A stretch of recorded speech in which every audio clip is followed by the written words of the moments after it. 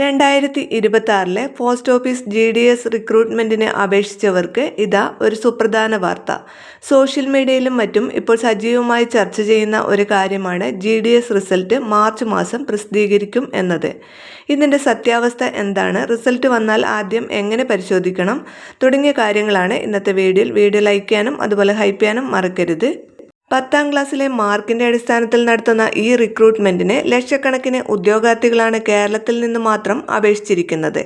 നിലവിലെ റിപ്പോർട്ടുകൾ പ്രകാരം അപേക്ഷകളുടെ പരിശോധന നടന്നുവരികയാണ്. മാർച്ച് ആദ്യവാരം അല്ലെങ്കിൽ പകുതിയോടെ ആദ്യ മെറിറ്റ് ലിസ്റ്റ് പ്രതീക്ഷിക്കാം. ഇനി റിസൾട്ട് വന്നാൽ ചെയ്യേണ്ട കാര്യങ്ങൾ കൂടി നോക്കാം. റിസൾട്ട് വന്നാൽ അത് പരിശോധിക്കാൻ വെബ്സൈറ്റുകൾ മാറിപ്പോകരുത്. ഔദ്യോഗിക വെബ്സൈറ്റായ ഇന്ത്യ പോസ്റ്റ് GDSonline.gov.in സന്ദർശിക്കുക. ഇതിൻ്റെ റിസൾട്ട് തപാൽ വകുപ്പ് ഉടൻ തന്നെ പ്രഖ്യാപിക്കും എന്ന് തന്നെയാണ് ഇപ്പോൾ അറിയാൻ സാധിക്കുന്നത്.